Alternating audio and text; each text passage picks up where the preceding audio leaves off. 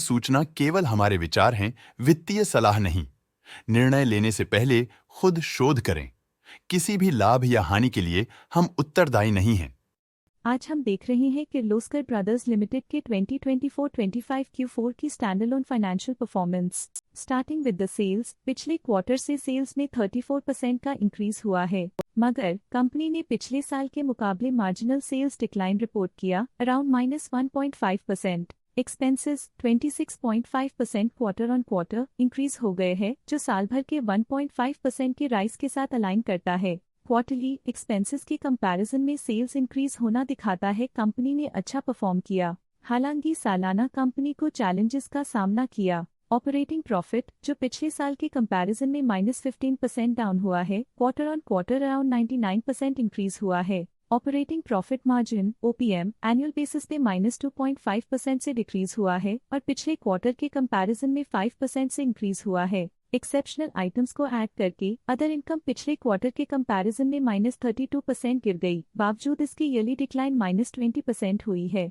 Interest expenses पिछले quarter से 22% up हुआ, लेकिन ईयर ओवर ईयर इंक्रीज 0% हुआ है। डिप्रिशिएशन कॉस्ट में 6% का क्लाइम देखने को मिला और ईयरली बेसिस पे 18% का इंक्रीज देखा गया। Profit before tax annually -18.5% decrease हुआ, लेकिन प्रोसीडिंग क्वार्टर से 84% बढ़ा है। इस साल कंपनी ने 22% टैक्स पे किया और क्वार्टरली कंपनी ने 26% टैक्स पे किया है। नेट प्रॉफिट ने ईयर ऑन ईयर -22.5% का डिक्लाइन दिखाया, लेकिन लास्ट क्वार्टर से 72% का इंक्रीज हुआ है। इस क्वार्टर में कंपनी का परफॉर्मेंस काफी अच्छा रहा। वहीं अगर एनुअल एनालिसिस की बात करें तो साल के दौरान कंपनी का परफॉर्मेंस अच्छा नहीं रहा। नेगेटिव नेट प्रॉफिट का मतलब है कि कंपनी प्रॉफिट के कंपैरिजन में नुकसान उठा रही है। अर्निंग्स पर शेयर EPS में ईयरली -22.5% का डिक्रीज देखा गया, लेकिन क्वार्टरली में 71.5% की बढ़ोतरी भी नजर आई। इस क्वार्टर में कंपनी का EPS काफी अच्छा रहा।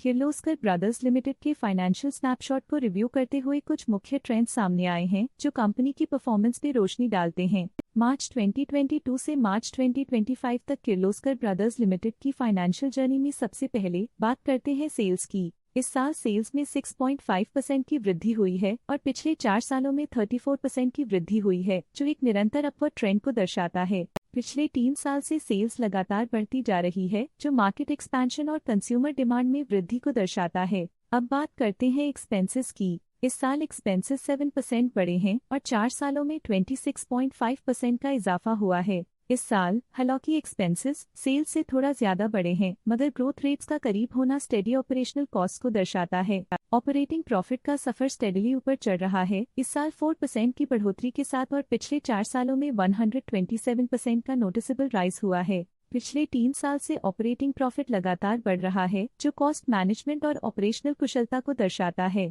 नेट प्रॉफिट का सफर ऊपर की ओर चल पड़ा है, इस साल 7.5% की चढ़ाई के साथ पिछले 4 सालों में लगभग 2.5 गुना की शानदार वृद्धि हुई है। पिछले 3 साल से नेट प्रॉफिट लगातार बढ़ रहा है, जो फाइनेंशियल हेल्थ को मजबूती देते हुए इन्वेस्टर्स का ध्यान आकर्षित करता है। इस साल EPS ने ऊंचाइयों को छुआ है 8% की वृद्धि के साथ, जो पिछले 4 सालों में लगभग 2.5 गुना की मजबूत वृद्धि पर आधारित है। पिछले 3 साल से अर्निंग्स पर शेयर EPS में लगातार इजाफा हुआ है, जो प्रॉफिट ग्रोथ को मजबूती देते हुए शेयर होल्डर वैल्यू को बढ़ा रहा है। चलिए अब बात करते हैं शेयर होल्डिंग पैटर्न की। किर्लोस्कर ब्रदर्स की शेयर होल्डिंग रिपोर्ट्स कुछ इस प्रकार की हैं, जो अननोन 2025 के तक चलता है। ये रिपोर्ट कंपनी के शेयर्स की डिटेल्ड जानकारी देता है, जिसमें promoters, promoter groups, foreign investors, public investors और सरकारी एंटिटीज शामिल हैं।